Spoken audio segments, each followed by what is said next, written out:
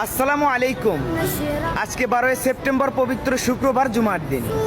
সবাইকে জানাই জুম্মা মোবারক। হে আল্লাহ, ভুল করেছি, পাপ করেছি, কত গুনাহ করেছি না জেনে, তবুও হাত তুলেছি আপনার দরবারে। আমাদের জীবনের সমস্ত গুনাহ মাফ করে দেবেন আজকের এই পবিত্র দিনের ওসিলা করে।